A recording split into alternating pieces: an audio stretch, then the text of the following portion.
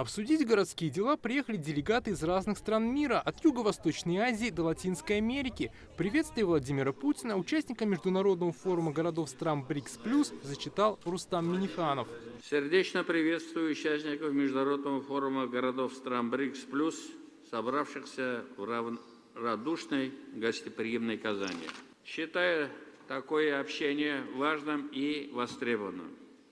Ведь от вашей эффективной работы во многом зависит стабильное и поступательное развитие городских агломераций и муниципальных образований, а значит, повышение качества жизни миллионов людей. Рустам Минниханов подчеркнул, сегодня города все чаще выступают двигателями экономического роста и инноваций. Международное сотрудничество местных властей способствует обмену передовым опытом.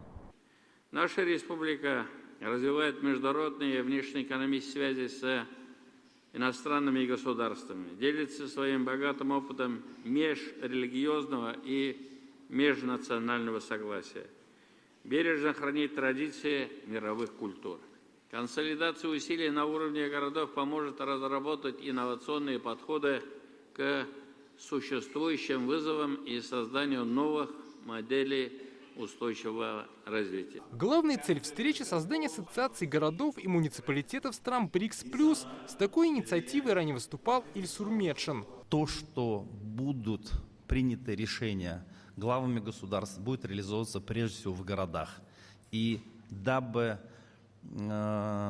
обеспечить двустороннюю связь, не только чтобы нам спускалась на землю, что называется, инициативы какие-то, но и города свой голос имели на международной площадке, в том числе в составе работы БРИКС, мы подумали о том, что было бы правильным создать такую ассоциацию для обмена лучшими практиками. Ильсуру Метшину предложили первым возглавить ассоциацию. Предлагая на период становления председателем ассоциации избрать Ильсура Раисовича Метшина и скрепить этот факт аплодисментами, такой, знаете, дружной семьей БРИКС+. Огромное спасибо за доверие. Я сделаю все возможное, чтобы довести начатое дело до становления нашей замечательной ассоциации. Верю, что у нашего корабля, который мы создадим вместе, большое будущее, красивое плавание. Как отметили, на форуме делегаты представляют интересы более 2,5 миллиардов человек. В городах по всему миру вопросы хозяйства схожи. Это развитие ЖКХ, социальные сферы, здравоохранения. Последнее, как показала пандемия, особенно актуальная задача. Сейчас мир вступил в новую эпоху турбулентности и перемен.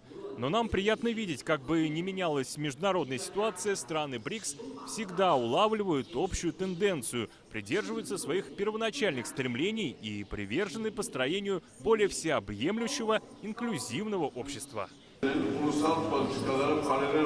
Усилия муниципальных властей параллельно с национальной политикой стран БРИКС внесет большой вклад в развитие услуг, которые предоставляют жителям городов. Необходимость и актуальность создания такой ассоциации в свете текущей геополитической ситуации не вызывает сомнений. Россотрудничество поддерживает и развивает тему международных муниципальных связей на различных форумах и площадках, которые служат эффективным рабочим инструментом. Стоит отметить, что Казань, которая в этом году принимает саммит БРИКС, является одной из главных таких площадок.